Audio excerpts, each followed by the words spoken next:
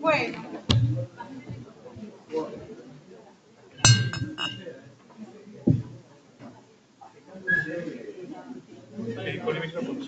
¿Sí? Acá está. Bueno. Sí, está prendido. Bárbaro.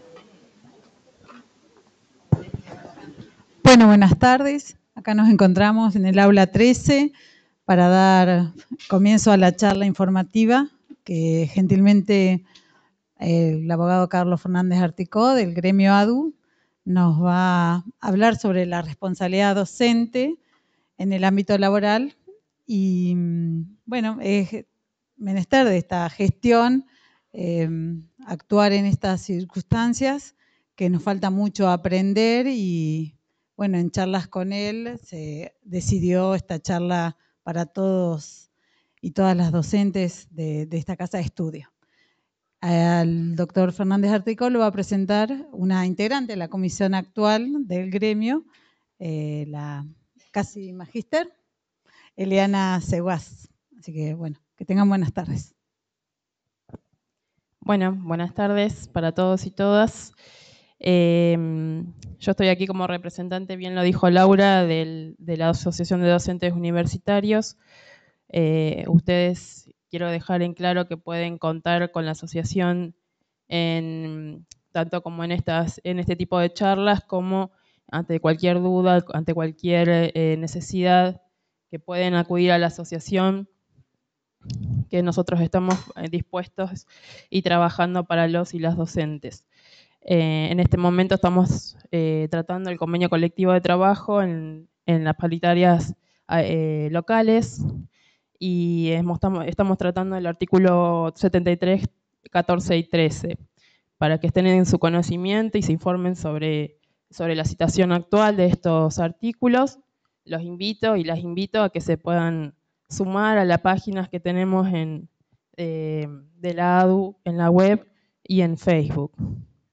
Y bueno, no les quito más tiempo, los dejo con el doctor acá, Fernández Articó. Bueno, muchas gracias Eliana, muchas gracias Laura, muchas gracias a todos ustedes. Quería sobre todo transmitir lo que sentíamos cuando charlábamos con Laura y la señora decana respecto de algunas inquietudes que tenían los docentes y que a veces no podían ser canalizadas, no podían ser analizadas. Entonces dijimos, bueno, armemos una charla.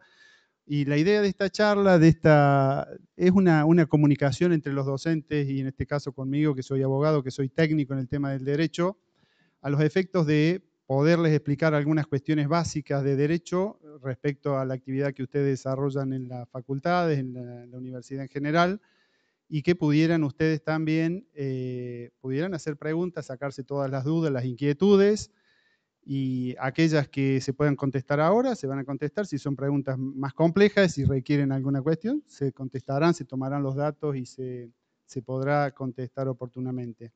Pero la idea es poder dialogar yo desde el punto de vista técnico-legal sobre algunas cuestiones que tienen que ver con la responsabilidad y ustedes con el trabajo práctico diario que tienen que realizar cuando ejerce su función docente en todos los ámbitos de la universidad.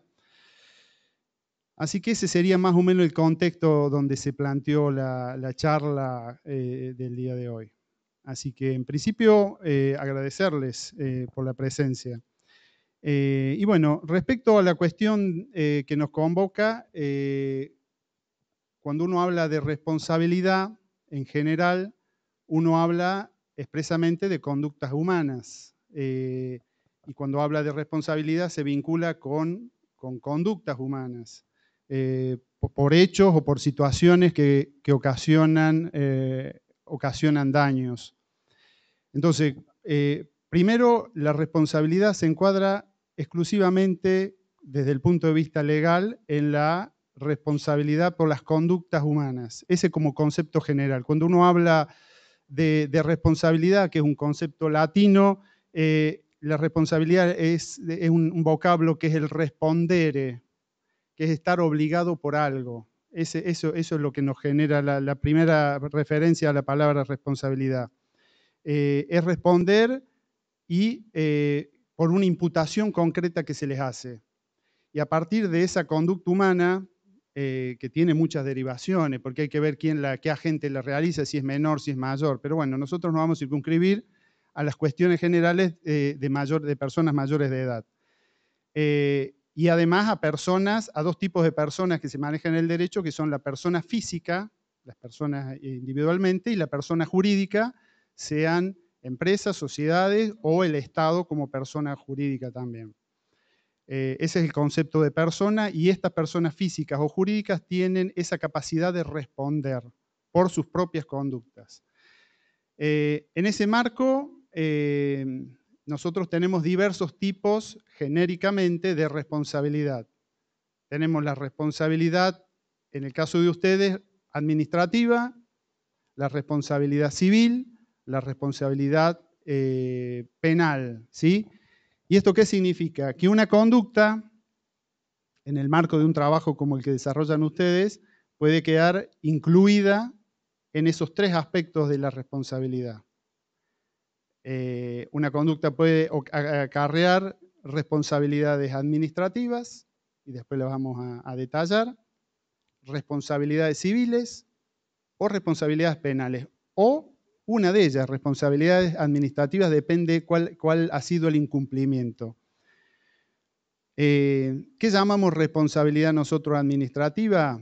Es la capacidad de responder o que tiene el sujeto cuando ha incumplido una normativa, un reglamento o determinadas obligaciones y deberes que tiene como docente en este caso. Responsabilidad penal o civil en este caso es cuando es la capacidad, la responsabilidad civil de responder por una conducta que afecta o que ha causado un daño a alguien, un daño que tiene que ser valorado pecuniariamente. Esa es la responsabilidad civil. Y la responsabilidad penal, cuando esa conducta, además de causar un daño, además de causar un incumplimiento legal a un reglamento o un deber como docente, ha generado o se encuadra en lo que se llama un delito de carácter penal, una actividad, una conducta delictual. Esas serían cuestiones generales respecto a la responsabilidad. Y cuando nosotros hablamos de normas, de reglamentos, nosotros tenemos que hablar como concepto también general de lo que es el ordenamiento jurídico en el cual uno está sometido. Uno tiene diferentes niveles, depende de la actividad que haga, se tiene que someter a diferentes ordenamientos jurídicos. Pero como ordenamiento jurídico general, tenemos a todo el conjunto de normas que rigen una sociedad determinada o una nación determinada, en este caso nuestro país. Pero además tienen su propio ordenamiento. En el caso de los docentes, la Ley de Educación Superior, reglamentos de concurso, carrera docente, ahora el convenio colectivo de trabajo. Esos son ordenamientos jurídicos en el cual siempre hay una obligación y un deber que cumplir, una forma de hacerlo, y por otro lado también están los derechos, ¿sí? Entonces, cuando hay normas que cumplir, deberes y obligaciones que acatar, está la otra parte. ¿Qué pasa cuando uno no acata? Es el concepto que dicen los abogados, de ilicitud. El concepto de ilicitud, al contrario de lo que veníamos diciendo, es cuando no se acatan, no se cumplen esas leyes o no se respetan los reglamentos. Estas conductas, también un concepto estrictamente legal, se valoran de dos maneras. Una valoración es la valoración a partir de lo que denominamos la culpa, y otra denominación, que son conceptos técnicos, y el concepto del dolo. ¿Cuándo hay culpa desde el punto de vista jurídico? Cuando una conducta ha transgredido el deber ser o la obligación a partir de haberla cometido con negligencia, con imprudencia o con impericia. Esos son los tres conceptos que tiene la culpa. Uno obra con culpa no queriendo hacer el daño, pero causa daño porque no tenía la pericia suficiente para hacerlo, se largó a hacer algo que no sabía, fue negligente, fue más allá de lo que razonablemente tenía que tomar como medida de prevención, o actuó con imprudencia, directamente, bruscamente cometió el delito, el daño. Por otro lado está el concepto de dolo, que es querer hacer el daño. Digamos, hay que querer causar un daño. Por eso a veces cuando hay dolo y hay daño, hay un delito, porque hay intencionalidad de generar el daño. Estos son conceptos que yo les quiero ir poniendo para después analizar concretamente la responsabilidad de los docentes en la ley argentina. Otra cuestión que tiene que tener presente, que manejamos también los abogados, es el concepto de jerarquía del orden constitucional. En ese ordenamiento jurídico o derecho positivo argentino, que son el derecho positivo es todas las normas escritas, nuestro ordenamiento jurídico tiene base en el derecho romano, y en el derecho romano, por las codificaciones y todo eso, la normativa era todo escrito. Derecho anglosajón, algunas son escritas y otras son creaciones de los propios magistrados. Pero nosotros es derecho positivo, así que es todo derecho escrito. En ese derecho positivo argentino existe lo que se llama un orden jerárquico.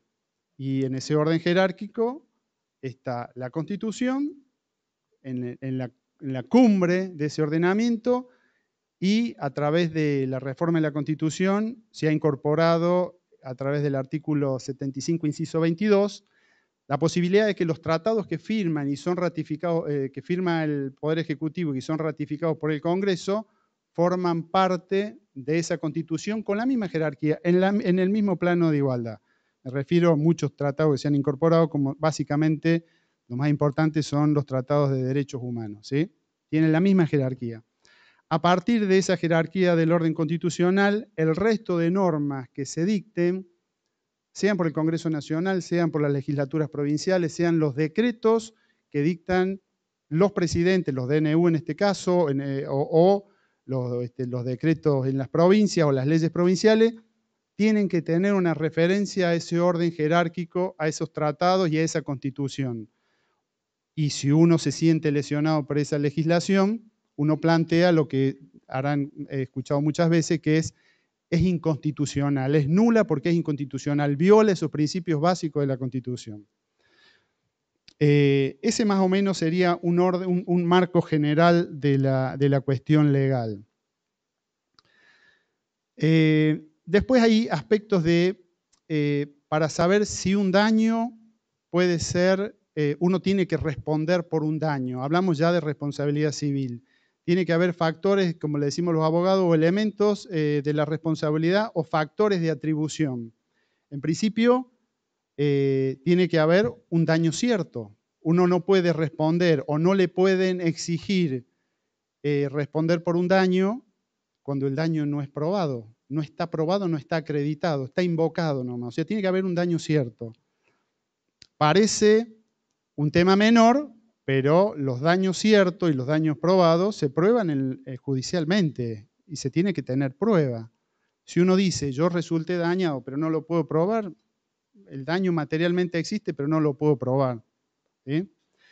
Después, otro aspecto a tener en cuenta es la relación de causalidad entre el daño y el hecho que me dicen que yo provoqué. En un accidente de tránsito se rompe la trompa de un auto, pero el hecho en realidad fue desviado y no hubo choque. Entonces tiene que haber una relación razonable de causalidad entre el hecho que se le imputa a la persona y el daño ocasionado. Y la otra es la atribución de responsabilidad de que ese hecho, ese daño sea atribuido a determinada persona. Se tienen que dar todos esos presupuestos. ¿Y cómo se dan esos presupuestos y cómo se juntan? En un juicio se tiene que probar todo eso con determinada prueba, ¿sí? Un elemento importante respecto a lo que vamos a analizar después como la responsabilidad docente tiene que ver con dos conceptos básicos también, que es la responsabilidad de carácter objetivo y la responsabilidad de carácter subjetivo. Cuando hay responsabilidad subjetiva, en algunos esquemas de ordenamiento jurídico, cuando la ley le atribuye para responder por el daño a la condición subjetiva que se generó en ese hecho dañoso. ¿Sí? Recuerden, negligencia, impericia e imprudencia, la ley va a decir, va a ser fulano de tal, va a ser responsable del daño si obró con culpa o dolo. ¿Sí? Entonces, el que reclame a esa persona la existencia de ese daño va a tener que probar que la persona no obró con la prudencia necesaria, no obró con la pericia o con la técnica que se requiere para ese acto, o directamente hubo imprudencia. Entonces, se analiza en ese tipo de responsabilidad, en esa atribución de responsabilidad, el aspecto subjetivo de la conducta a quien se le atribuye el daño. La otra responsabilidad es la responsabilidad objetiva. ¿Qué es la responsabilidad objetiva?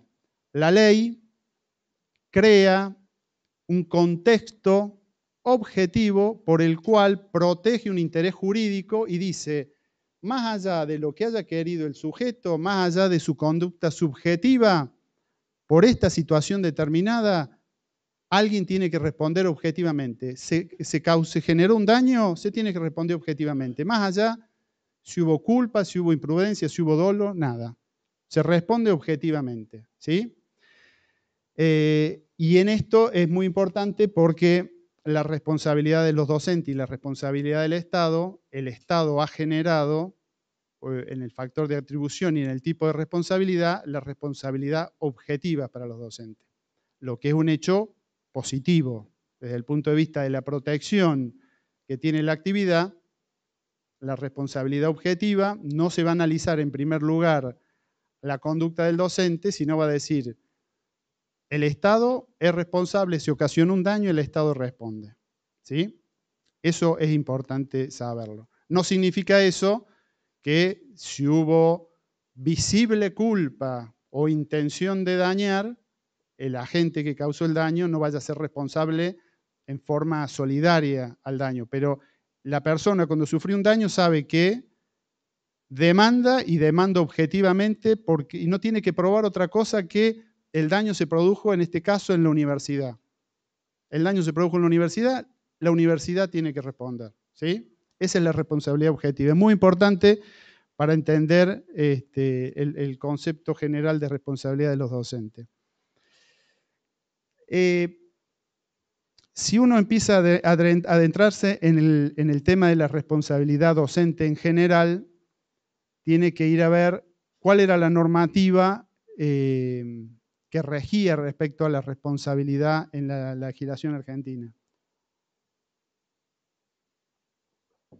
Y en la legislación argentina existía el antiguo Código de Vélez-Sarsfield, donde en el capítulo de responsabilidad se incluía la responsabilidad del Estado y la responsabilidad de los maestros, de los aprendices en las escuelas. Estas dos cuestiones fueron modificadas en el nuevo Código Civil. Anteriormente había sido modificado en el año 94 en el código que ya nos rige, en el Código Civil, la responsabilidad de los docentes, pero a nivel primarios y secundario y no universitario, terciario no universitario. ¿Cómo era el sistema antes en el Código Civil? Respecto a los docentes, después del año 94 se incorporó un texto nuevo, lo que en el artículo 1117, que es bastante reciente, Bastante reciente me refiero a que rigió durante muchos años, desde que se sancionó el Código de Vélez-Sarsfield hasta el año 94, un concepto que era ya muy arcaico y que le atribuía cualquier responsabilidad sufridas por los alumnos o ocasionadas por los alumnos al docente a cargo. Lo hacía responsable directamente al docente a cargo, sea director o sea maestro. O sea, ese artículo del Código de Vélez-Sarsfield se pensó para lo que era la escuela en el siglo XIX, que no era masiva. Cuando se hizo masiva, cuando se incorporaron miles de personas a la escuela y donde el control de la responsabilidad se hizo muy difícil para los docentes, para los directivos, para el Estado, para las instituciones privadas, como nos hizo muy difícil, empujó a una necesaria reforma. Pero la reforma de ese artículo recién vino en el año 1994, donde se incorpora en el artículo 1117 la responsabilidad objetiva que estábamos hablando recién. Antes, en el Código de Vélez, estaba la responsabilidad subjetiva. Se acusaba al docente y se acusaba al maestro a cargo directamente y tenían que ellos excusarse de que ellos no habían obrado con culpa. Después del 94 se incorpora la responsabilidad objetiva, entonces a partir de esto ocurren dos cosas. Todos los daños sufridos o ocasionados por los alumnos son el Estado, el establecimiento público o privado, es responsable objetivamente del daño causado. El padre que tenía un niño lesionado, un alumno lesionado, sabía que objetivamente el Estado o la institución privada iba a responder. También podía demandar al docente si había una notoria culpa o una negligencia, imprudencia o impericia por parte del docente. Pero le daba la posibilidad a la persona que había sufrido un daño de directamente demandar al Estado. Eso, la particularidad que tiene esa norma, el artículo 1117, que cambió de número en el nuevo código, es que excluyó expresamente a los docentes universitarios. Lo dice al final del párrafo del artículo 1117, dice la responsabilidad de este artículo, o alguna letra así, quedan excluidos los docentes universitarios y los establecimientos superiores no universitarios, una expresión así, pero dejaba afuera a los docentes universitarios.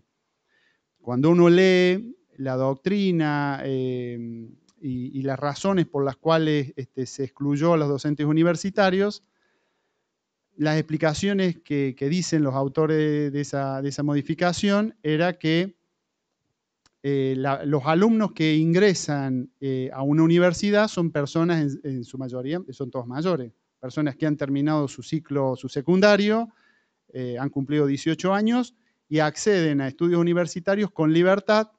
Entonces cesa en el Estado o en el establecimiento educativo ese deber de vigilancia que tenían los directores o los docentes. Ustedes en la universidad no están para vigilar a los alumnos, están para otra cosa, pero en el primario y en el secundario, una de las funciones que tienen, uno de los deberes que tienen directores y maestros es el deber de vigilancia.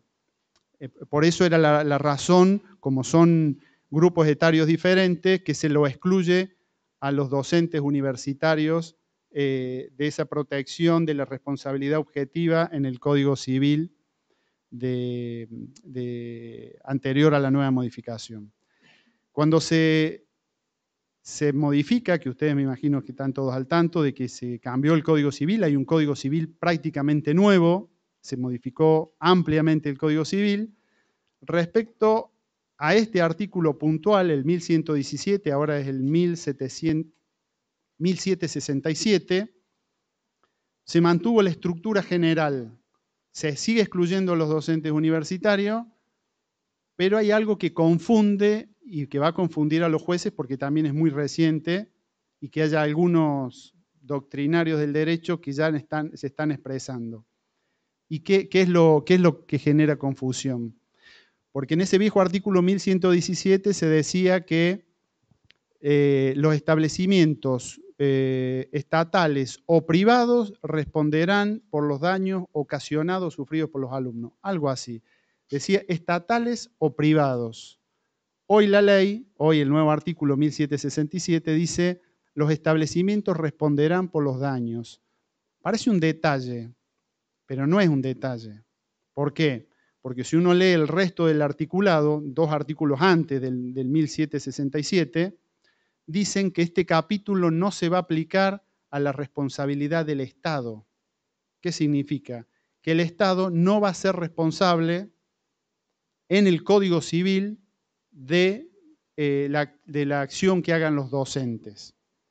No quiero confundirlo, pero ya vamos a puntualizar el tema. Sacaron la palabra Estado para que las escuelas públicas respondan por otra legislación, por otra cosa aparte, no por el Código Civil, por una ley especial, dice. Y ahora vamos a ir a la ley especial.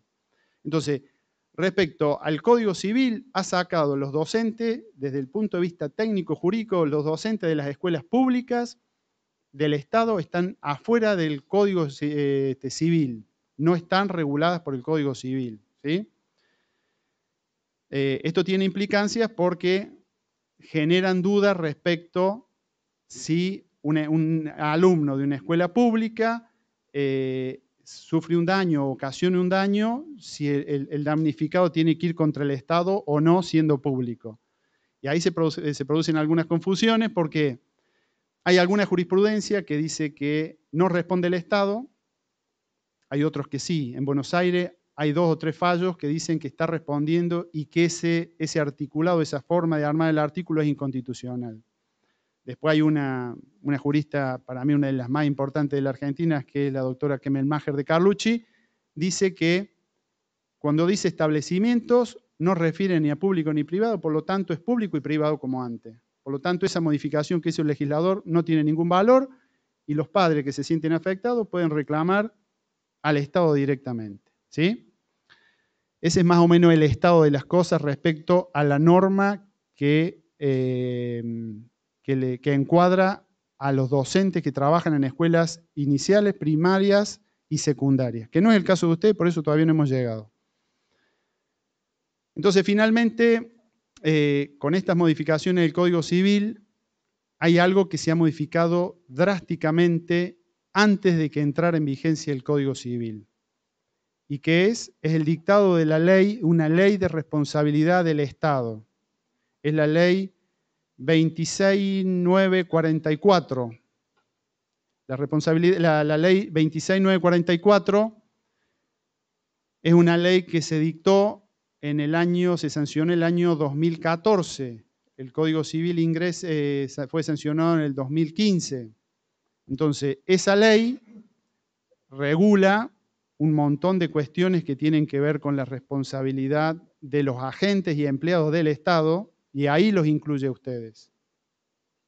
Esa norma que decíamos recién del 1117, que después se pasó a llamarse 1767, los excluía expresamente a los docentes universitarios. Esta ley 26944 habla de la responsabilidad de todos los empleados y funcionarios del Estado en general, ¿sí? Entonces nosotros nos tenemos, para hablar por fin de la responsabilidad de los docentes universitarios, tenemos que ir a analizar esta ley 26944. Entonces, en líneas generales, esta ley es una ley relativamente nueva.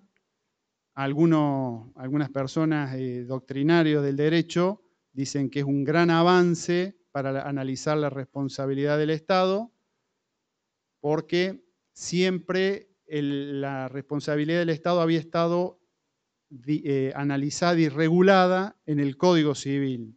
Y decían que era un error, porque el Código Civil regula situaciones en donde la libertad de las personas, la contratación, y rigen los principios de bilateralidad y de igualdad entre las personas en el Código Civil. En cambio, en la administración, en las relaciones que se producen en la administración, sea descentralizada, sea nacional, sea provincial, sea municipal, las relaciones que hay no son de igualdad, sino de subordinación, porque es un régimen jerárquico. Entonces, las personas que dicen que haber sacado del Código Civil la responsabilidad del Estado y de los empleados y tratarla en una ley especial, la analizan como un gran avance para regular las cuestiones de responsabilidad. Ese más o menos lo que más o menos es el encuadre general de esta ley. Puntualmente yo me quiero referir cómo esta ley los involucra a los docentes universitarios. Si ustedes van a la ley 26944, en ningún lado dice la palabra universitarios. Habla de responsabilidad del Estado, habla de responsabilidad de los empleados y habla de los funcionarios del Estado.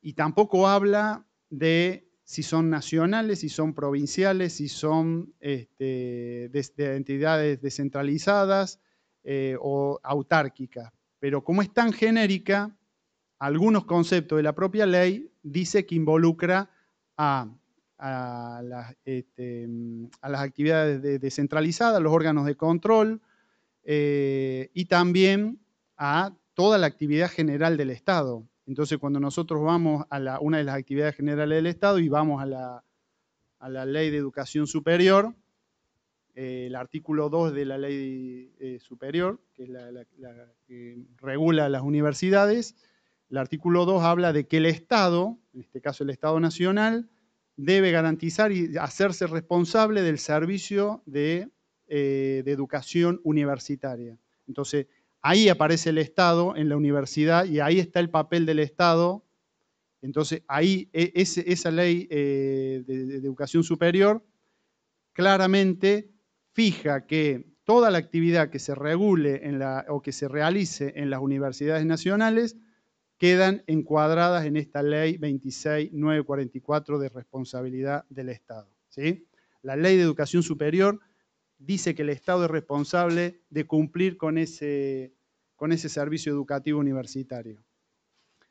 En ese marco de cumplimiento de responsabilidades también tenemos algo que tiene que ver con algo más reciente, que si bien estaban en los estatutos universitarios, ahora está en el convenio colectivo de trabajo.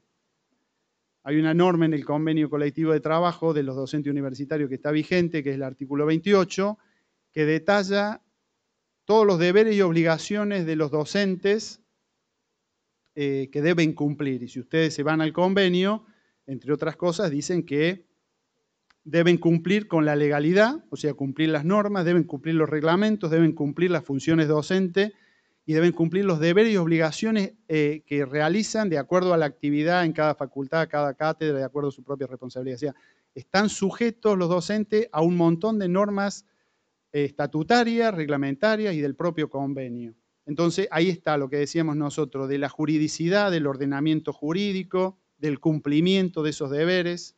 Entonces, en ese marco de la Ley de Educación Superior que vincula al Estado como garante de la educación universitaria, con todas las obligaciones que tienen los docentes universitarios para cumplir con su reglamento y su propia legalidad, surge qué pasa cuando no cumplen, cuando hay un incumplimiento de los reglamentos, cuando hay una actividad delictiva dentro de la universidad por parte de los agentes, sean docentes, sean no docentes, cuando hay un incumplimiento a sus deberes como docente. ¿Qué pasa? Y ahí entra a jugar, ante esa conducta antijurídica, entra a jugar entra la responsabilidad ante la persona que ocasionó un daño. ¿Sí? Creo que a ustedes lo que más les interesa es la responsabilidad de orden civil, pero bueno, después me dirán, pero cualquier conducta de los docentes en el marco de su tarea docente, como decíamos al principio, queda encuadrada dentro de la responsabilidad administrativa y eso puede generarles que se los investigue en lo que se llama un sumario, puede generar responsabilidad civil y la persona damnificada, sea un alumno o un tercero, puede iniciar acción judicial contra la universidad y subsidiariamente también contra el docente. y si la conducta ha sido delictiva, además de las dos responsabilidades anteriores, responsabilidad con un sumario y responsabilidad con una demanda de daños y perjuicios, puede iniciar una causa penal, ¿sí? O sea, todo ese marco de responsabilidad les queda involucrado por la actividad que ustedes tienen, ¿sí? Pero puntualmente respecto a la responsabilidad civil, que es responder económicamente por un daño, porque esa es la particularidad que tiene la responsabilidad civil. Uno no responde por que lo condenen penal, con la responsabilidad penal que pone una condena penal. Responde con una indemnización, ¿sí? Responde con una indemnización cuando una conducta ha causado un daño. Entonces, en ese marco, esta ley, que es lo más importante, la característica más importante que tiene esta ley de responsabilidad del Estado y de sus empleados, es que es responsabilidad objetiva.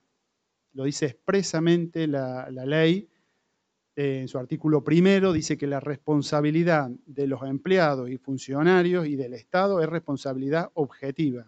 ¿Qué significa esto? Lo que decíamos hace un rato. Alguien sufrió un daño por la actividad del agente o del funcionario, el Estado va a ser responsable. En este caso, la universidad, ¿sí? Va a ser responsable por ese daño. Si el agente que cometió el daño obró con culpa, con negligencia o con dolo, también va a ser responsable. Y el Estado va a poder repetir lo pagado, viene el Estado. O se ocasiona en un experimento, un chico se lastima una mano, pierde una mano, lo que sea. Inicia una demanda de la universidad. Primero, después vamos a hablar de un seguro. Tiene un seguro, se ha contratado un seguro, pero supongamos que el daño supera la cifra que está pactada en el seguro. La universidad pone la diferencia, pero en el sumario administrativo y en la acción civil, la prueba producida indica que el agente en cuestión obró con imprudencia y tuvo culpa en que se generara ese daño. Entonces puede pasar, yo no conozco casos, que la universidad o el Estado inicie una acción de repetición por lo que pague, por lo que pagó al damnificado. El damnificado, el seguro le cobró el 50%, el Estado puso el otro 50%. Ese 50% que puso la universidad por fuera del seguro, se lo podría reclamar con esta ley al agente causante del daño, ¿sí? Eso es lo que tiene la particularidad de esta ley. Es una ley que fija una responsabilidad primaria que es de carácter objetivo. Entonces, ¿y por qué el carácter objetivo? Lo que decíamos con la ley en el Código Civil respecto a los docentes en las escuelas primarias y secundarias, la masividad. La universidad también se ha transformado en un ámbito masivo donde la actividad docente, por más que uno cumpla con todos los reglamentos y deberes y obligaciones y ponga a disposición de los alumnos todo, puede ser que así todo se genere un daño. Entonces, la necesidad de cubrir esos daños hace que la responsabilidad sea de carácter objetivo, ¿sí? Esa es una de las principales características de la ley 26.944.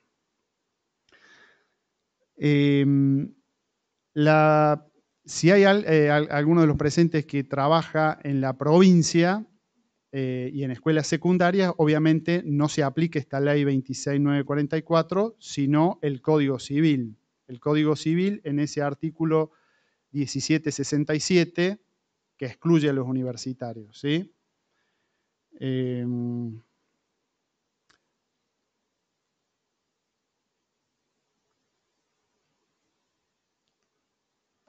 ¿Qué aspectos están eximidos de la responsabilidad en esta ley?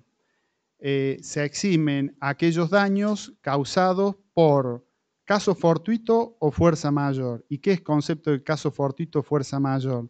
Son aquellas cuestiones que no se pueden prever o que si se prevén no se pueden evitar. Qué sé yo, uno está trabajando en el campo y está caminando y no sabe si va a caer un rayo en cualquier momento, está lejos de un campamento y cae un rayo. y lesiona a alguien. Eso es un caso fortuito, fuerza mayor. Fuerza mayor es cuando se produce una, no sé, una multitud, viene o se produce un acto masivo y se genera un daño.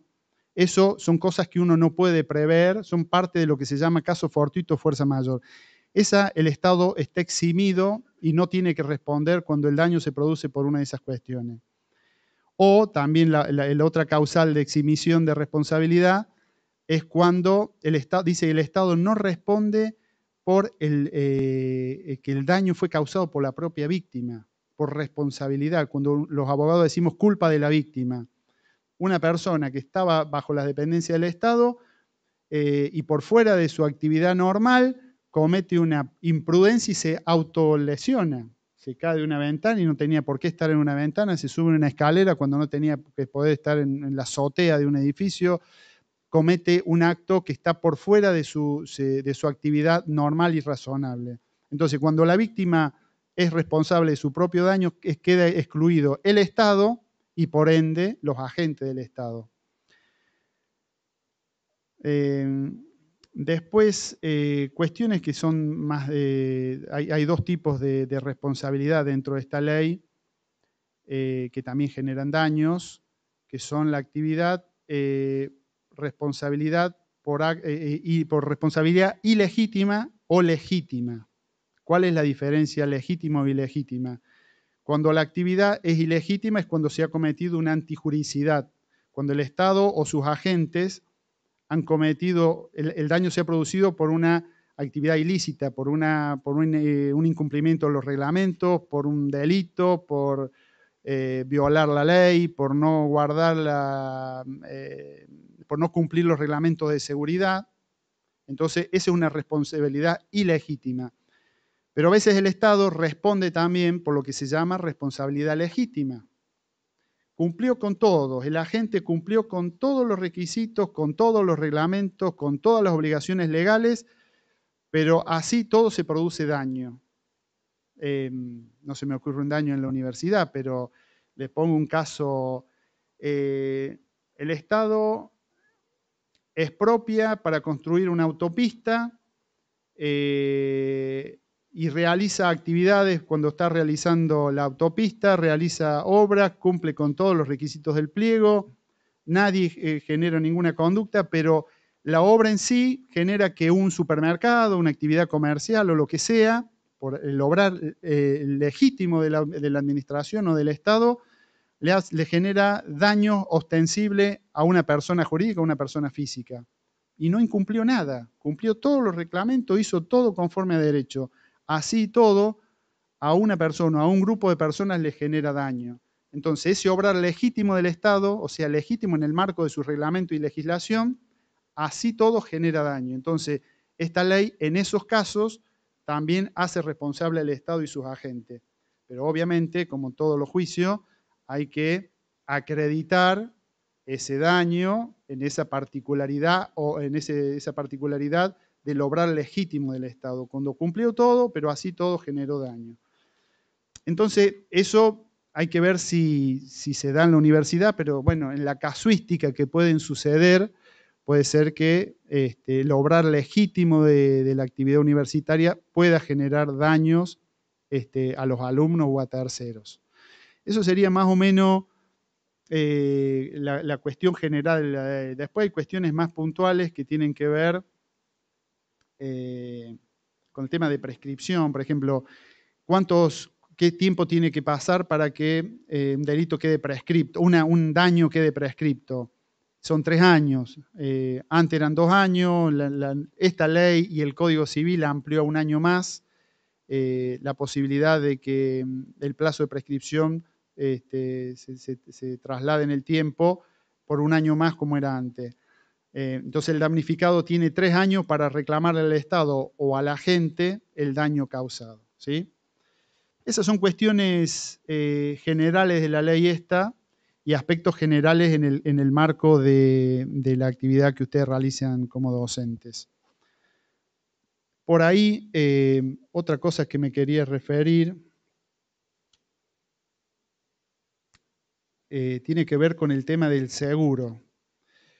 En la ley, en el Código Civil, en el artículo que regula la responsabilidad de los docentes de nivel inicial, primario y secundario, el artículo dice que todos los establecimientos educativos, sean públicos o privados, están obligados a contratar un seguro de responsabilidad civil, ¿sí? Lo dice expresamente el artículo. En esta ley de responsabilidad del Estado, donde quedan involucrados también las universidades, no lo dice, pero yo creo que con buen criterio las universidades han firmado contratos de seguro con compañías y acá cuando lo hablamos con María Eva me dio una copia del seguro que seguramente los cubre a ustedes y a la actividad que ustedes realizan. Yo le hice una lectura rápida y como toda póliza y contrato de seguro son bastante difíciles hasta para los abogados y hasta para los jueces poderlos entender qué cubre y qué no cubre, ¿sí? Porque siempre tienen cláusulas que dan cobertura, pero cláusulas de exclusión de esa cobertura. Y hay que ser muy preciso en qué cubre y qué no cubre. En esta charla vamos a tratar de hacer un pantallazo general de algunas cuestiones. Y después yo quería cerrar con algunas cuestiones o consejos de prevención de accidentes y de todo eso. Pero bueno, acá con esta copia de la póliza de seguro, por ejemplo, una cosa me pareció interesante, no me gusta, pero me pareció interesante, que excluye los daños causados en lo que se llaman traslados, en lo que se llama el concepto in itineri. Yendo a la facultad o a la universidad, yendo a una actividad programada por la universidad o volviendo. Ese trayecto no lo cubre, por ejemplo, la póliza de seguro. Después excluye si los daños son provocados por ciclomotores o similares, motos, triciclos, no sé, cuatriciclo, no dice autos, pero similares, no sé cuáles son similares. Después excluye también si el daño se produce por la práctica deportiva y incluye al fútbol, al atletismo, al básquet, a la gimnasia, al handball, al hockey, a la natación, al patinaje, todo eso están incluidos si el daño se produce por eso y están excluidos si no, taxativamente, si no son ninguno de estos que están señalados acá. Cosa que me parece raro, pero bueno. Otra cosa es que se tiene que probar y para que la compañía de seguros cubra al seguro, se tienen que haber cumplido, y esto sí que me parece razonable, todas las medidas de seguridad necesarias que para esa actividad concreta regula la ley de riesgo del trabajo, ¿sí? Después ustedes quiero que me cuenten qué actividades hacen, si son tareas riesgosas, pero en cada actividad o tareas riesgosas hay normas de conducta que se tienen que cumplir. Eso se me ocurre sordina, lentes de seguridad, borcego y todas esas cosas, que si el daño se produjo porque no se cumplieron estas normas de seguridad, lo excluye a la compañía y la compañía no respondería. Después algo relevante también es las sumas que están aseguradas y la prima que le van a pagar al damnificado y que para mí son muy bajas, pero es lo que está pactado y entré a la póliza de seguro de la Universidad Nacional de Córdoba y es casi la misma, es casi una copia de esta, así que debe estar tabulado para todas las universidades, debe ser la misma póliza, porque por muerte y por invalidez el riesgo cubierto acá habla de 1.050.000. Sí, 1.050.000 pesos.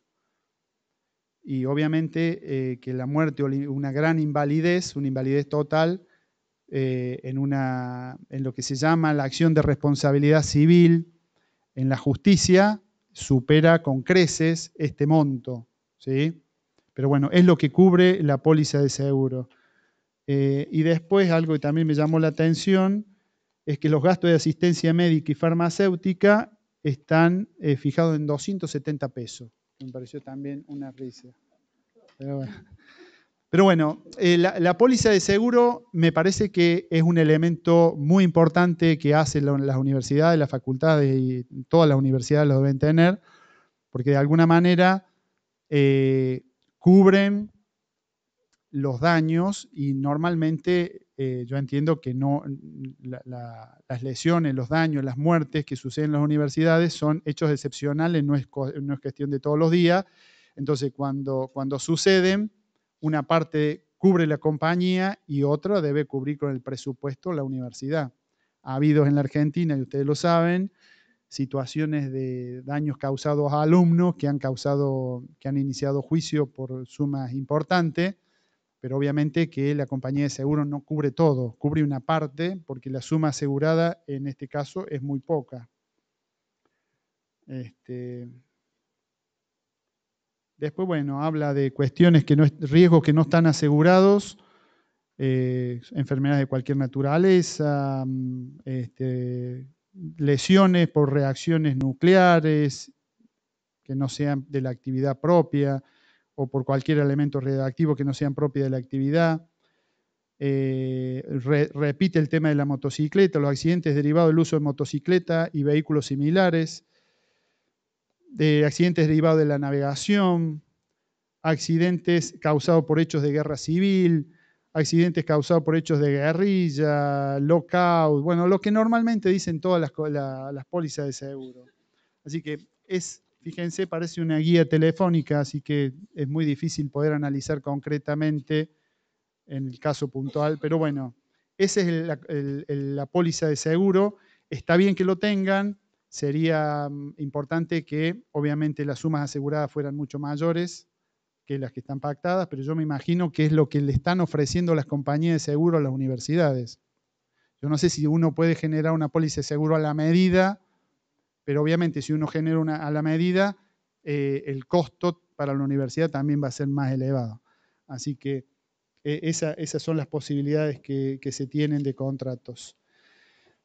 Entonces, en el marco de lo que charlábamos, yo quería, para ir cerrando, y conociendo y habiéndole explicado el tema de la responsabilidad objetiva, que el Estado va a ser el primero que va a responder, a pesar de ello, no implica que uno genere que deba actuar con impunidad, porque también puede venir acciones de regreso. Por lo tanto, el consejo principal, que en cada una de sus actividades docentes realicen la actividad en el marco de la seguridad plena que deben tener cada actividad en sus reglamentos. Cómo se hace tal cosa, cómo nos debemos cuidar, tanto docentes, personal no docente o como alumno. Entonces, poner la mira en esos reglamentos, en esas normas de seguridad que existen en cada actividad. Así que bueno, espero que se haya entendido y la idea es que puedan contarnos cómo están trabajando, en qué marco de seguridad, qué dudas tienen, las preguntas que se les ocurra respecto de casos que conozcan. ¿Sí? Sí. Una consulta respecto del accidente de tránsito de la casa a trabajo. Más allá de que la póliza no lo reconozca, la ley establece como una obligación de reconocer. La ley de responsabilidad del Estado. Sí. Sí. De modo que tengo algún conocimiento de esto porque está formando parte del Consejo Superior cuando la universidad adhirió a un acuerdo que hizo el CIN para todas las universidades del país y más o menos por eso la similitud de las pólizas que usted decía, sí. la de Córdoba muy similar a la de acá, porque forman parte de una póliza central. Claro. Pero bueno, lo que se planteaba en aquella oportunidad era que era muy difícil establecer el tránsito. Uno dice, bueno, yo trabajo en una industria, en el parque industrial, y vivo en tal lado, el tránsito indígena es fácil de definir. En el caso de la universidad era más complejo. Pero, de todos modos, la pregunta es, si la ley establece la obligatoriedad de reconocer accidentes punibles, por más que la póliza no lo cubra, alguien tendrá que responder. Responde la universidad per se, responde la ART. Sí, no, pero no, vale la aclaración porque para que no generar confusión. Cuando nosotros hablamos, yo lo tenía anotado y no lo mencioné, cuando nosotros estamos hablando de la responsabilidad, no estamos hablando de la responsabilidad de los daños causados a los docentes. ¿Tá? Los daños causados a los docentes por la actividad profesional no están cubiertas por la ley que estuvimos analizando, sino por la ley de riesgo del trabajo. Y ahí se fijan estas pautas de accidente in itinere, todo eso, y la RT que haya contratado la universidad va a cubrir el tránsito in itinere. Pero de lo que nosotros hemos hablado no es de la ley de accidente de trabajo y no es de los daños causados a los docentes, sino de los daños causados por los docentes a alumnos y terceros. Vale la aclaración porque a lo mejor generó alguna confusión. La ley, que sería para otra charla, la ley de riesgo del trabajo, es otra cosa, es otro principio, hay otra jurisdicción. No, pero está buena la aclaración porque cuando yo hablé, desde que nos iniciamos, nosotros no estábamos hablando de los daños sufridos por los docentes, sino los daños que provocan los docentes por su actividad profesional. Doy clase a las 2 de la tarde, tengo 50 sí. Si no, no va a quedar grabado. Eso, yo doy clases a las 2 de la tarde en el campo de enseñanza en un laboratorio. Los chicos, bueno, vamos a darlo acá porque si no, allá el transporte va a cubrir la RT del seguro que tenga el transporte. Vienen a las 2 de la tarde. Uno de mis estudiantes que vive acá a 10 cuadras, viene caminando, sufre un accidente de tránsito. Yo como docente ni la universidad van a responder por el daño que le causó esa persona que manejaba y atropelló a este estudiante. La póliza de seguro no lo cubre, lo dice expresamente que no cubre. En todo caso tendrá que demandar a la universidad y acreditar que se iban al trayecto para hacer una actividad universitaria planificada previamente, ¿sí? Eso tiene que acreditar. Pero la póliza de seguro no lo va a cubrir porque lo excluye directamente al accidente o a la lesión in itinere.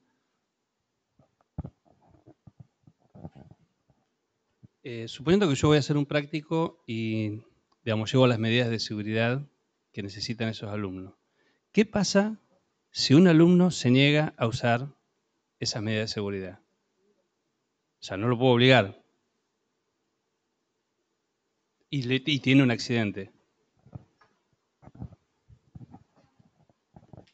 Esa situación es uno de los casos que nosotros analizamos como son las cuestiones que excluían al Estado de responsabilidad, al Estado y a la gente, al docente en este caso, que es la culpa de la víctima. Es culpa de la víctima, digamos. Si la víctima, la que se lesionó, no se negó sistemáticamente a tomar las medidas mínimas de seguridad, es su responsabilidad, es culpa de la víctima, es una persona mayor de edad, con la cual uno no lo puede obligar, pero se tiene que hacer cargo de sus propios actos.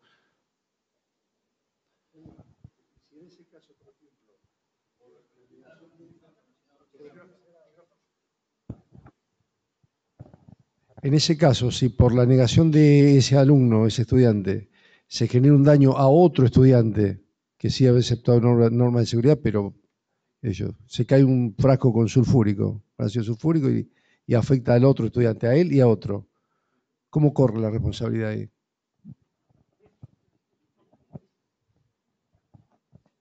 Yo ahí entiendo que la responsabilidad primaria la tiene esta persona que no cumplió las responsabilidades mínimas o su reglamento, las normas de seguridad. Y eventualmente habría que analizar si no es responsable el Estado por el accionar legítimo de sus agentes. Esto que decíamos al final, que cuando hay una actividad legítima, pero causó daño, pero bueno, es una cuestión a analizar, una casuística que habría que analizar en el marco de la prueba, ¿sí? Pero para mí podría incluirse lo que se llama la responsabilidad legítima. Todos los agentes cumplieron, esta persona se retobó en este caso y causó un daño. Sería la responsabilidad primaria la tendría él como mayor de edad y eventualmente podría ser reclamada a la universidad. Pero entiendo que la compañía de seguro no respondería, porque otra de las causales que no responde dice por culpa. Cuando dice que alguien obró con culpa, uno de los agentes obró con culpa, no va a ser responsable, no se va a cubrir con el seguro.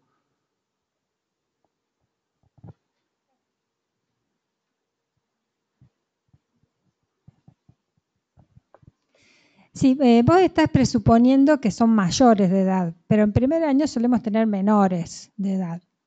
¿Qué hacemos ahí? Menores de 18 tenemos.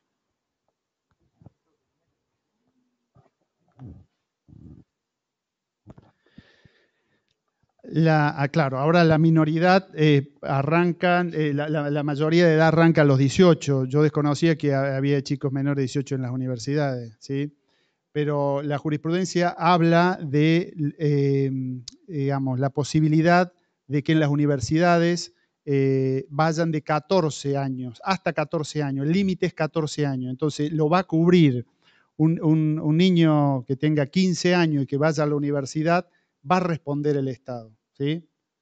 En principio responde el Estado, porque si bien habla de que se supone que son mayores de edad, no fija un tope, no fija un tope de edad, pero en la jurisprudencia se habla de que la minoridad para este tipo de cuestiones es a partir de 14, hasta los 14.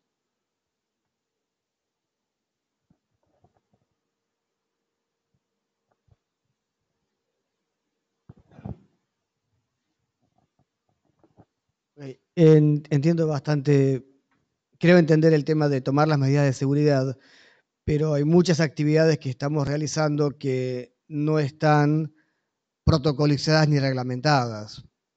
Por ejemplo, trabajos de campo en el cual hay que medir vegetación, es algo que habitualmente hacemos y nunca nos ha pasado nada, pero eventualmente podemos tener algún riesgo que no lo hemos evaluado y podemos estar incumpliendo las medidas de seguridad por no tener un protocolo para seguir, o temas de trabajos de campo en geología que no están reglamentados. Todo lo que es laboratorio está muy reglamentado, algunas prácticas de navegación están reglamentadas, pero medir vegetación herbácea en el campo no he visto.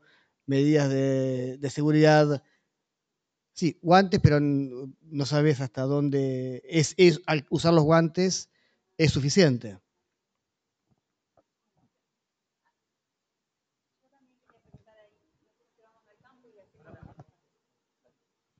El tema de las normas de seguridad también yo quería...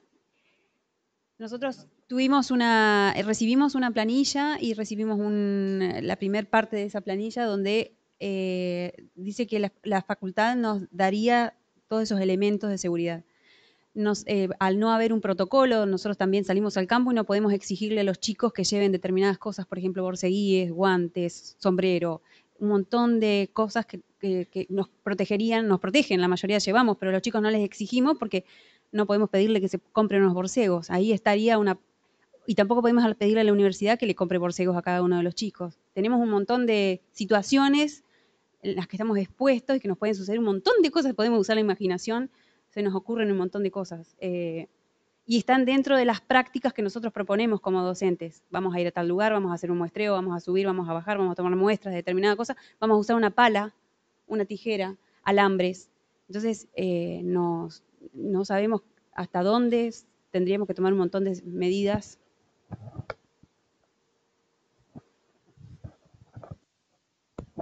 El principio general es lo que decíamos nosotros del incumplimiento a un reglamento o a una legalidad. Un protocolo de seguridad es una normativa y no cumplirlo es una ilicitud. O sea, entonces, al contrario, si no hay protocolo de seguridad, si no hay normativa, si no hay un reglamento, uno no cometió un acto ilícito, o no un ilícito, una ilicitud. O sea, no contrarió ninguna normativa. Entonces, no es que uno tenga que estar tranquilo. No es que tiene que estar tranquilo, pero tiene que tomar la medida de seguridad adecuada a la actividad.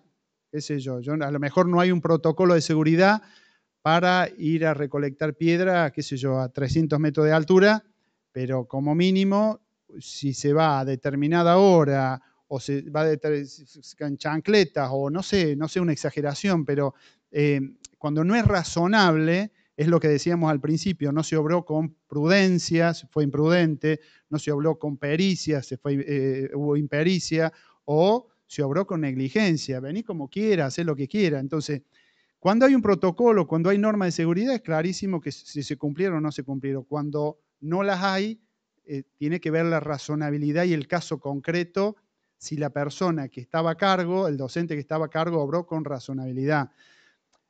Cuando hay esas grandes lagunas, porque en todos lados hay, no todo está reglamentado, y no está bueno que esté todo reglamentado, porque generalmente si está todo reglamentado, estamos incumpliendo normas todos los días. Todos los días. No está bueno que esté todo reglamentado. ¿Tá? El sentido común tiene que primar.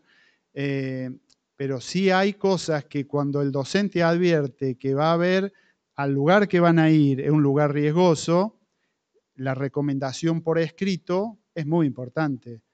Traer guantes, traer esto, se recomienda a los que no traigan guantes, no toquen esto, los que no tienen calzado adecuados no pasen, etcétera, etcétera. Todo esto de la responsabilidad civil en las escuelas primarias y secundarias, y acá la mayoría deben ser padres, nos mandan en el cuaderno de comunicaciones que nuestros hijos se van a ir a hacer una actividad a una plaza, a un parque, a un viaje. Importante lo que nos dicen es la comunicación donde se van a ir y las cosas que tienen que llevar los chicos. Entonces, esa comunicación entre el docente y el alumno es la diligente, expresa lo diligente que fue ese docente respecto de una actividad que él considera riesgosa. Entonces, a la luz de un accidente se lo va a juzgar a partir de todas las medidas y todas las diligencias que hizo, aun cuando no había protocolo de seguridad.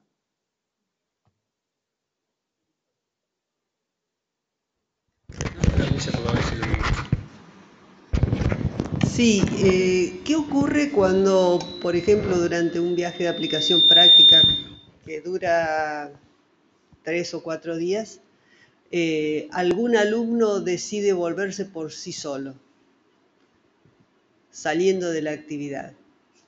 Y en ese volver le ocasiona un daño, porque siempre estamos hablando... No, se corre el riesgo de que... No, nada, en todo caso... Pero ¿qué puede hacer el docente si ese alumno llegara a dañarse? Obviamente, si una actividad se fue antes, se retiró antes por voluntad propia, insistimos en esto y le genera daño, es culpa de la víctima, por la cual no tiene que responder ni el docente ni la universidad. Está bien. Y es materia de prueba. El resto de los alumnos, el docente, el ayudante del docente, va a acreditar ante un juez, va a prestar testimonio de cómo fueron las circunstancias de que ese alumno se fue. Pero siempre nosotros, estas cuestiones, estas casuísticas se hacen cuando se genera daño. Obviamente, si no se genera daño, no sé si existen lo que se llama en una época normas de conducta en la relación de los docentes, no sé si existen, o normas de convivencia, no sé cómo se llaman en la universidad, si existen. Pero obviamente sería eso, pero si no causa daño, no pasa nada. Y si causa daño, habrá que ver si fue culpa de la víctima o no. En estos viajes de aplicación práctica, las actividades se hacen generalmente durante el día. Se termina la actividad, se cena, cada uno se va a dormir, pero muchas veces los alumnos se van al boliche, van a tomar y demás. El docente le puede decir, de hecho se les dice, mire, tengan cuidado, pero no puedo hacer más nada. ¿Qué pasa si ocurre algo? Algún problema, digamos, o que cometan un delito, o que se lastimen, o no sé, o que se peleen. Va a depender de exactamente de qué hecho y quiénes sean los responsables del daño, quiénes van a responder. En principio, si uno rápidamente, si la actividad está en el marco de la actividad propiamente educativa de la universidad, estaban en un albergue, se cayó un ventilador, se le cayó un mueble, se golpeó, se lastimó en el baño, qué sé yo, es responsable el Estado, ¿sí? También va a ser responsable el dueño del hotel si había negligencia. Ahora, si en una actividad se fueron a bailar y hubo una pelea y otro lo golpeó, podría haber responsabilidad del Estado, pero habría que medir otras responsabilidades de las personas que lo golpearon, de la actividad, de la culpa de él de ir a ese lugar. Los casos, lo que nosotros hemos hablado son principios generales. En el caso concreto hay que analizar si hay o no responsabilidad a la luz de estos principios. Pero por eso yo le digo que a veces las medidas de seguridad o las recomendaciones que uno haga tienen que ver, el sentido es que de prevenir estos hechos, digamos, hacerlos responsables, informarles que si cometen una imprudencia que los lesiona, van a ser responsables ellos, no en la universidad. Bueno, pero eso, por ejemplo, no lo sabíamos nosotros. No sabrían qué. No sabíamos eso, siempre pensábamos que éramos responsables nosotros. No dormimos. Claro. Es así, o sea, siempre pensamos que teníamos que hacernos responsables de todo el grupo ante esas situaciones. Están tratando con personas adultas, con mayores de edad en su mayoría. Sí. Digamos, porque el pensamiento, eso se aplica hasta el secundario. Uno va a un viaje de estudio con los docentes programado por la escuela y uno tiene que estar vigilando a los chicos. Es el deber de vigilancia que se llama. En la universidad se supone que no tienen deber de vigilancia. Son todos adultos. Te hago una pregunta. Acabas de decir de que hay que informarle a los chicos de los riesgos que corren. Por ejemplo, yo voy a salir de campaña y les digo, por favor, lleven borseguíes. Los chicos van sin borseguíes y se tuerzan el pie. ¿Informarles de qué manera? ¿Verbalmente o por escrito y que ellos se notifiquen? Si la actividad es notoriamente riesgoso, lo mejor es hacer un acta o un protocolo, una regla donde ellos se notifiquen a dónde van, a qué van y qué medidas de seguridad mínima tienen que tener. Entonces, si tienen que transitar un lugar que necesariamente tienen que ir con borseguí y van a visitar un volcán y está todo caliente el camino. Obviamente, si se quema y se notificó y se sabía y no cumplió la medida de seguridad, es culpa de la víctima. Insisto en eso, insisto en esto. Cada cosa puntual, la casuística es enorme, pero habría que analizarlo. Pero por eso, el deber de informar, el deber de ser por ahí puntilloso cuando ustedes saben que la actividad es riesgosa, yo creo que por bien y de la salud de los alumnos y por su propia responsabilidad, uno tiene que informar detalladamente, porque se entiende que más allá de que sean relaciones de adultos, se supone que ustedes son los docentes y los que saben a lo que se están enfrentando y no los alumnos. Por eso tienen un mayor deber de diligencia en informar de la actividad concreta. Bueno,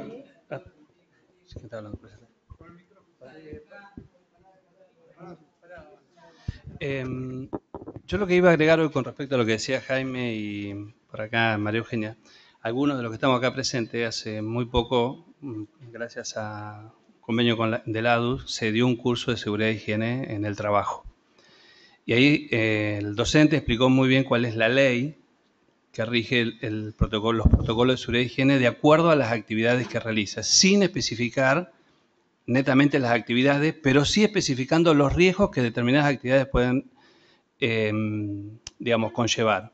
Entonces, y él lo explicaba como que es un derecho casi del quien va a realizar la actividad, conocer los riesgos y de alguna manera transmitir cuáles son los riesgos y brindar las medidas de seguridad. Que en el caso, digamos, si los riesgos son conocidos y son, peligrosos, es la institución la que tiene que aportar esos elementos, porque son ya actividades presabidas de que son riesgosas. Y en el resto, bueno, un poco lo decía vos, es decir, es el docente que tendría que ver, que acá es donde un poco lo que decía María Eugenia, creo, es decir, y un poco también dijo Alberto, ¿cómo hago para hacer yo digamos, que realmente yo les dije, bueno, estas son las medidas de seguridad que ustedes tienen que hacer o que llevar para que eso sea, digamos, un documento que garantice que yo les dije que tenía que ser así, que ahí sí ya pasaría a ser lo que voy a decir, bueno, yo no lo llevé, yo me hago responsable de no llevarlo. Sí, estoy de acuerdo con eso, pero hay cuestiones que a veces tienen que ver con la propia actividad, porque un alumno no lleva, todos llevan, que lo va a dejar afuera. Van a visitar un lugar donde hay gases tóxicos y el docente, bueno, no trajiste, ponete un pañuelo. Ahí es responsabilidad del docente. Me refiero, hay cuestiones que en algún caso va a responder, no va a responder porque es responsabilidad de la víctima, y hay otra que tiene que ver con la responsabilidad de la universidad, porque se supone que las universidades, para determinadas tareas y para determinadas facultades, determinadas enseñanzas, debe proveer también a los alumnos de materiales de seguridad. Qué sé yo, mínimamente la Facultad de Medicina los chicos trabajan con guante, y un docente, un chico que no trabaja con guante, no le permite tocar un cadáver en su caso, digamos. Hay cuestiones, yo calculo que debe haber un parámetro mínimo de responsabilidad para cada actividad. Y en todo caso, si no la hay que empezar a exigirla. Hay que empezar a exigirla. Recién tocamos el tema del convenio colectivo de trabajo, que está muy bueno el convenio. El convenio tiene para desarrollarlo un montón de derechos y acciones que son muy favorables a los docentes, algo relativamente nuevo el convenio, y hay que desarrollar. Y entre una de las acciones que fija el convenio es la de crear comisiones paritarias a nivel particular, que es a nivel de cada universidad, por cuestiones de seguridad e higiene. Las comisiones de seguridad e higiene, todas estas dudas y todas estas cuestiones y toda esta falta, porque a veces los docentes van a hacer tareas de campo, ellos sin actividad, sin los elementos mínimos de seguridad. Entonces, si les genera daño, no sé si lo cubrirá la RT o depende de las condiciones del seguro de la RT, pero hay que empezar en estas comisiones que prevé el convenio colectivo de exigir cada vez más cuando evidentemente la actividad lo requiera. Sí, la consulta que quería hacer era respecto en caso de accidente, respecto a la responsabilidad del docente en la evacuación del accidentado. Por estar en zona alejada, por estar en lugares donde la atención primaria no está desarrollada, por estar en zonas donde no hay hospitales. ¿Hasta dónde llega la responsabilidad docente en esos casos? La responsabilidad docente en ese caso en realidad es la responsabilidad de cualquier ciudadano. Ya ahí se involucran responsabilidades que tienen que ver con el deber ciudadano, hacer todo lo posible para que una persona sobreviva o tenga la mejor atención médica. Inclusive puede quedar encuadrada una responsabilidad penal, que es el abandono de persona, cuando pudiendo hacer algo no lo hace y pone en riesgo la vida o la integridad física. Entonces, por el daño sí ocasionado se van a analizar, el Estado va a responder, en el caso la universidad y la compañía que tenga asegurado por el monto asegurado. Pero el docente, si realiza todos los actos de diligencia que permitan que esa persona sea atendida en el centro de salud, por las lesiones no va a ser responsable. No va a ser responsable. Porque obviamente esa salida al campo, esa actividad, estaba planificada ese lugar y tuvieron la desgracia de que aconteciera un accidente, pero por el traslado no va a ser responsable. Va a ser responsable si lo deja y vuelve al día siguiente y está muerto. Va a cometer un delito seguramente penal, que es el abandono de persona. Y seguramente los damnificados, los parientes, van a querer demandarlo civilmente porque fue imprudente o no tomó todas las medidas de seguridad. Pero por la distancia o por las dificultades del trayecto, no va a ser responsable. Si él practica todas las medidas posibles para que esa persona sea trasladada a un centro de atención, no va a ser responsable. ¿Pregunto? Acá.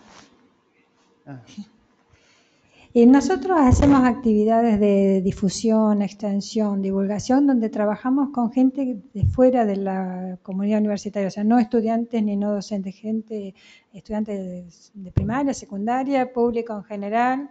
¿Hasta dónde va nuestra responsabilidad o de la universidad o del Estado cuando estamos en esa actividad extracurricular? También responde porque si es una actividad que está planificada, que no solo para estudiantes, sino que involucra a personas que no son de la universidad, una tarea de extensión, también responde el Estado, la universidad y el docente en particular, porque no está, esta responsabilidad docente de esta ley no involucra únicamente a los alumnos, en ningún momento lo cita a los alumnos, porque es una ley de responsabilidad del Estado en general, de la administración del Estado en general. El Estado en general no tiene alumnos, tiene agentes, dependientes y público en general que van a una municipalidad, que van a la Casa de Gobierno, que van a una dependencia del IPAP. Bueno, nos metemos en cuestiones provinciales, estamos hablando de Estado nacional, pero respondería el Estado. Claro.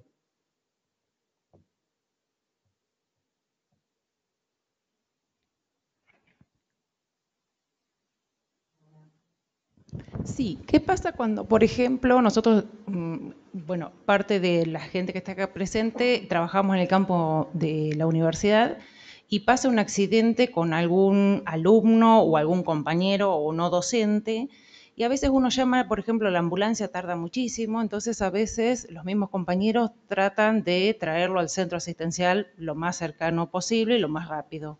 En ese caso, si, por ejemplo, desde el trayecto hasta el centro asistencial falleciera esa persona o hubiera alguna lesión, ¿qué responsabilidad tiene esa persona que hace el traslado? Puntualmente habría que ver una cuestión. Lo que habría que ver es si las normas de seguridad y sanidad de esa facultad o de ese centro no hacen obligatoria que sea el traslado en ambulancia, pero yo calculo que en circunstancias de este país donde vivimos, puede ser que las ambulancias no lleguen más allá de que sea obligatorio que vayan por la distancia, porque no había, lo que sea, pero no hay responsabilidad. Cuando una persona ejerce o toma decisiones para salvar la vida de otro, la integridad física, no puede haber responsabilidad, salvo que evidentemente su accionar sea notoriamente negligente. ¿tá? Cuando una persona está perdiendo sangre, ¿qué ha sucedido? Ha sucedido, conozco casos concretos de personas que han trasladado a una persona que se ha cortado la vena la arteria femoral con un vidrio de una ventana. La subieron a una camioneta, la pusieron como si fuera una ambulancia y se la llevaron, hicieron 10, 15 kilómetros y no hicieron un torniquete. Y llegó muerto la persona. Entonces, no sé si fue responsable, pero hay que tomar todas las medidas lo más diligente posible para que se accionara esa decisión de tomar la decisión de venir en auto no le cause mayores daños al que lo hubiera sido si se esperaba la ambulancia. Hay que ver el caso concreto puntualmente.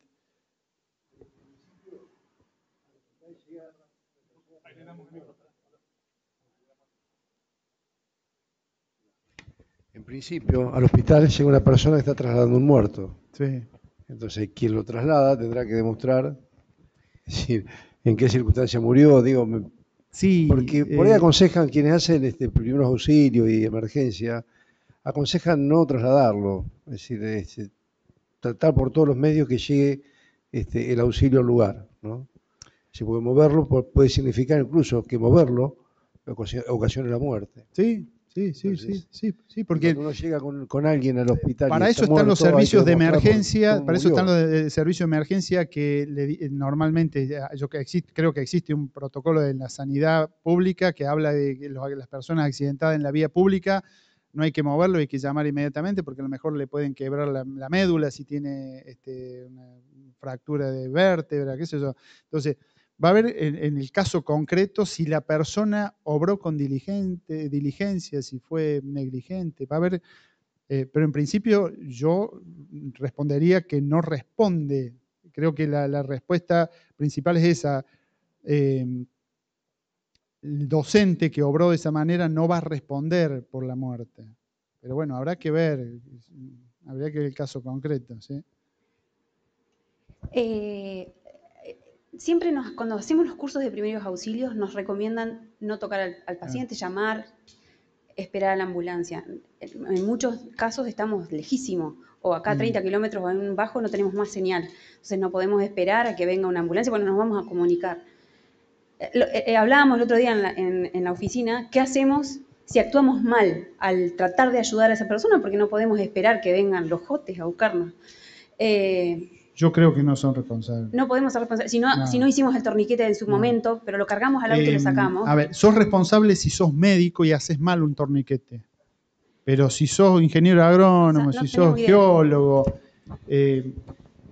y no sabías que había que hacer un torniquete, no vas a responder porque cada persona responde en este concepto amplio de la culpa por el tema de la impericia respecto a su profesión. La pericia que yo tengo o no tengo tiene que ser respecto de mi saber, de lo que yo sé respecto a mi profesión. A un geólogo no se le puede decir dónde está la femoral, por dónde corre, cómo. No, si fue diligente para salvar una vida humana, no va a ser responsable, ¿sí? Ahora, si había un protocolo que decía, no sé, quiero pensar, qué sé yo, en una planta nuclear, en una planta que produce uranio enriquecido, qué sé yo, en la planta Río Tercero, en Atocha, qué sé yo, y dice y exige y obliga que una persona que sufrió un accidente nadie la toque y se quede ahí, y viene alguien y dice hay que llevarla, si no se va a morir, la carga así, le agarra radioactividad a los otros, ahí va a haber responsabilidad, porque había un protocolo de seguridad que establecía puntualmente hacer o no hacer determinadas cuestiones. Pero cuando se trata de una vida humana y cuando el que está involucrado no es específico de una profesión como la que no va a haber responsabilidad. Me atrevo a decir en un primer momento, ¿sí? Pero si el traslado se hizo de una manera muy precaria, no sé, los familiares pueden. La gente está reclamando de todo. Hoy en el tema médico se reclama de todo. Personas que tenían enfermedades terminales y hacen un tratamiento y la persona se muere, que evidentemente se iba a morir, también hacen reclamos por mala praxis, por situaciones que podrían haber sido mejor.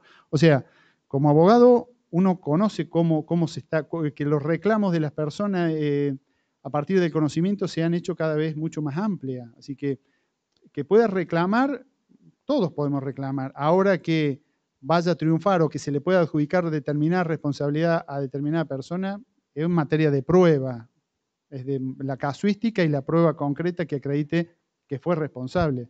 Pero volvemos a lo que hablamos al principio. En la actividad docente de ustedes, el que responde primero es el Estado, como cuestión general, para que ustedes trabajen con tranquilidad. Para trabajar con absoluta tranquilidad y que no van a tener responsabilidad en sumario, responsabilidades penales o responsabilidades civiles, es acogerse a medidas de prevención de los protocolos de seguridad. Y si no los hay, crearlos a los protocolos de seguridad. Sí. Hablamos siempre, hasta ahora, de daños físicos a las personas. Los daños intelectuales o de esa índole se pueden considerar, sé yo, me evaluó mal o me enseñó mal o ideas erróneas, cosas por el estilo, ¿también se pueden considerar daños? O emotivos, cosas por el estilo, ¿pueden también considerados daños? Los daños civiles, cuando uno habla de daño en materia civil, habla de dos conceptos básicos. Daños patrimoniales, tienen un efecto pecuniario, y los daños extrapatrimoniales. Los daños extrapatrimoniales en el nuevo código antes se lo llamaba el daño moral, ahora desapareció ese concepto, pero en realidad se le puso el contenido de lo que nosotros los abogados hablamos de daño moral y ahora se le sacó el título de daño moral. ¿Y cuáles son? El daño moral o los bienes extrapatrimoniales que pueden ser dañados son las angustias, las afectaciones emocionales de esa persona por el daño concreto. A veces un daño no provoca daños materiales, ni lucro cesante, ni nada, pero sí provoca afecciones espirituales, angustia, cuestiones de las cuales uno no puede materializarlas económicamente, no las puede cuantificar económicamente.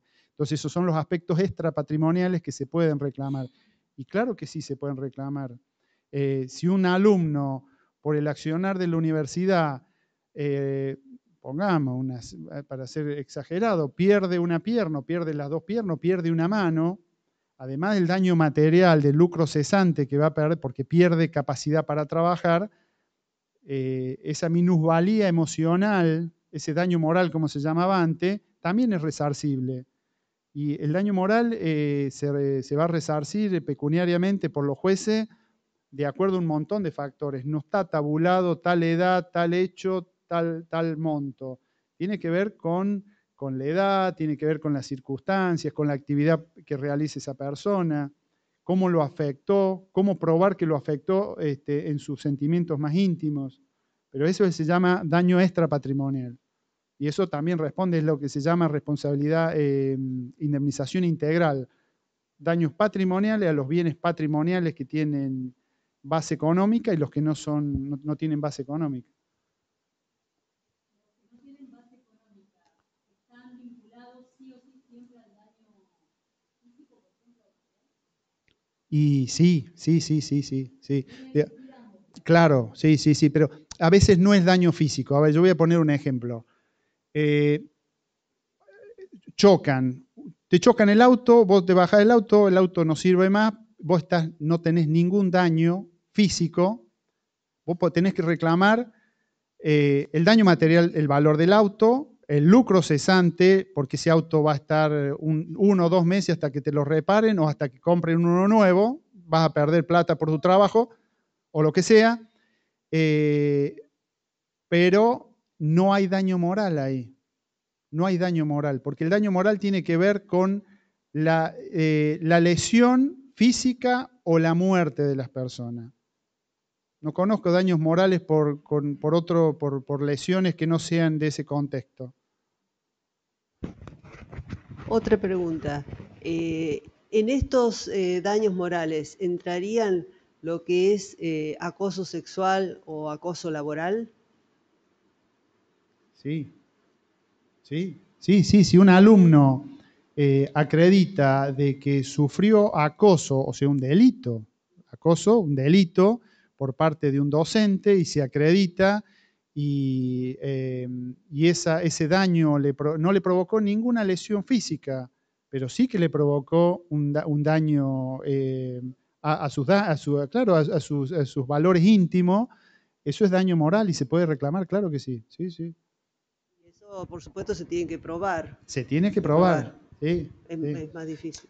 Por ejemplo, para que vean el concepto del daño moral, a veces la legislación y la jurisprudencia establece que hay determinadas cuestiones que no provocan daño material. Por ejemplo, la muerte en un accidente de una persona adulta mayor, un abuelo. Desde el punto de vista cuando ha terminado su actividad productiva, no genera lucro cesante, no hay daño material, la muerte no es un daño material, pero sí hay daño moral, porque esa persona era querida por sus familiares, por su pareja, por sus hijos, por sus nietos, y esos están todos legitimados para generar al causante de la muerte de ese abuelo o abuela del daño moral. Y lo único que se reclama es daño moral, porque es el único bien jurídico que se lesionó. Otra lesión no hay. Y en este caso sería más o menos parecida. Pero bueno, cuando hay acoso y hay daño psíquico, hay un montón de. Hay lesión a la personalidad, así que no es tan simple también resolverlo.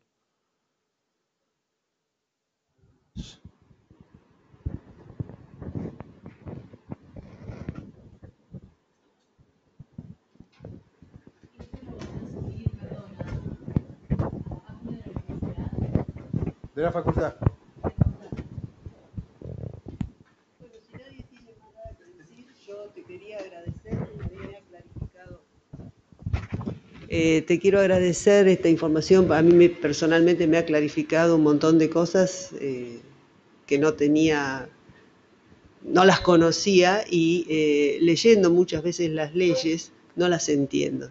Esa es la realidad, porque no tengo el conocimiento y el lenguaje, ¿no es cierto?, que utilizan los abogados para eso. Entonces, nos resulta muy difícil a veces. Pero que además hay una cuestión, estos cambios legislativos han sido, para los abogados, yo tengo casi 30 años de profesión, han sido muy bruscos, porque la modificación del Código Civil, al Código Civil le sacaron como 1000 y pico de artículos, la responsabilidad del Estado la sacaron del Código Civil. Todas estas cosas han sido cambios de estos últimos 4 o 5 años. Y claro, nos estamos acostumbrando los abogados, me imagino las personas de a pie que no conocen de leyes, peor. Bueno, muchísimas gracias. No, por favor. Gracias.